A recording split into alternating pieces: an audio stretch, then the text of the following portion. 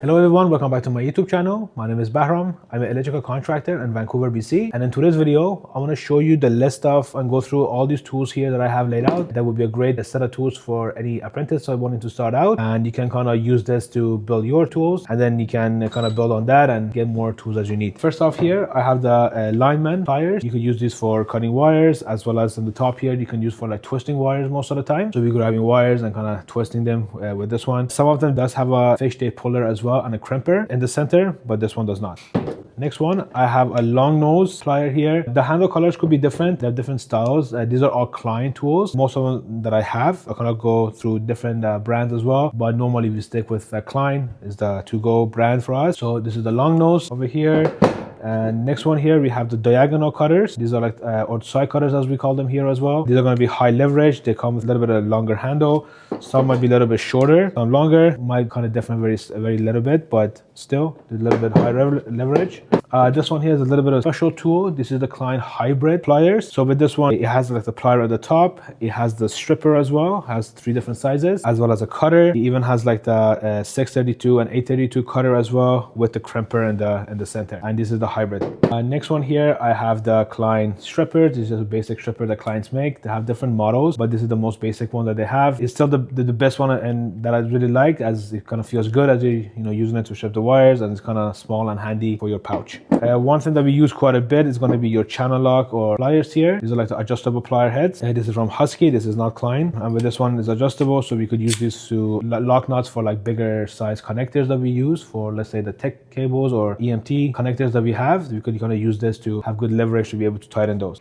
Okay, next one, we're moving up to the screwdrivers. So with the screwdrivers, you're gonna have your Robertson, your Phillips, your flat, and of course any kind of specialty screwdrivers that you might have. So one thing that we use quite a bit that's a little bit different is gonna be these like high leverage type of screwdrivers. These are good for like prying things out. If you have like a staple, or we just want to really break something up, we kind of use this just to hammer away. This is not a tool that we take easy on. Another tool that we have here is like a multi style. So these ones have different heads that kind of pop in and come out, and these are going to be a little bit more special as well. We kind of use this for like EV chargers. Sometimes they have like a hexagon type of style or special screws, so it can be tampered with the regular like Robertson or Phillips that I mentioned. These are a little bit more special that way.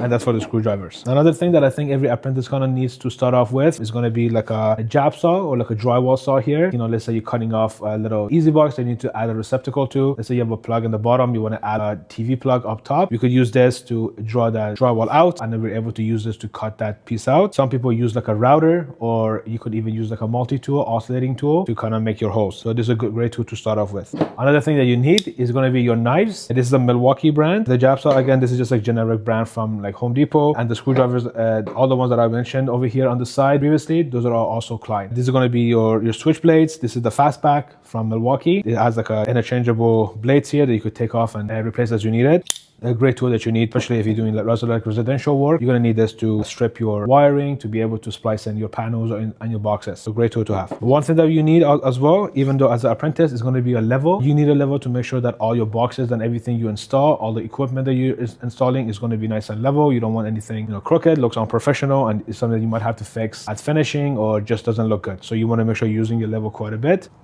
One thing you need, especially when we're doing a lot of panel and like panel splicing in, we're going to need your hex bits here. These are going to be for tightening your 200 amp lugs. You're going to need these quite a bit, so make sure you have one of these as well. This is a Klein brand. It doesn't matter which brand you have, just make sure you have the multi-selection, so you have different sizes that you need.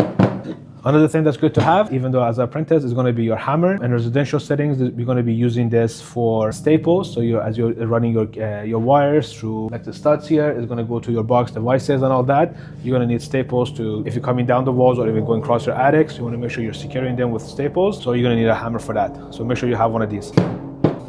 Another thing you want to make sure you have is that you have your testing equipment. So this is a non-contact tester. So this one here, you just turn it on and you hold it on a wire. It will tell you that if there's live or not, electricity going through it. You don't want to just rely on this if it's somewhere that you're not familiar to. So you want to make sure you pick up one of these. This is Klein. This is from Fluke. I had a Klein before that just kind of died on me. So now we got a Fluke, but Klein works fine. This is a Klein multimeter, and these are good for checking the circuits before you kind of work on it.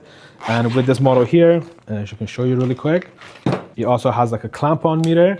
So with this, you're able to kind of any one wire that's kind of going, you can kind of clamp this on top, and it will read how many amperage is being pulled through that wire. So great tool to have. Another tool that I use quite a bit, especially in commercial, is going to be these like side cutters or shear cutters that we call them here. They might be straight or they might have an angle on them. And these are going to be for cutting your steel studs that you need to cut to length. So this is a great tool to have, especially in commercial.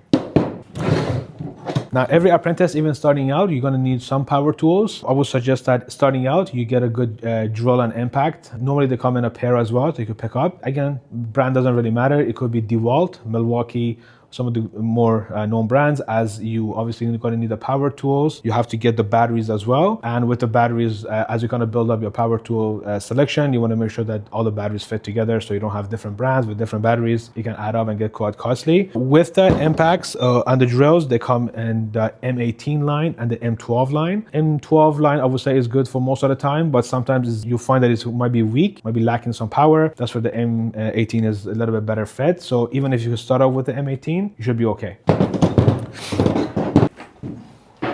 Now, this is going to be a little bit more on your own preference. So some people start off with a tote like this, or you could have a backpack. A lot of people like backpacks. And you could also have like belts that you use for tool belts. So as you're working on the sites, you're not running back and forth to the tool. If you're working up on a ladder, you're not constantly coming down, grabbing tools and materials. You kind of have your pouch that you have everything in, and you can work from that.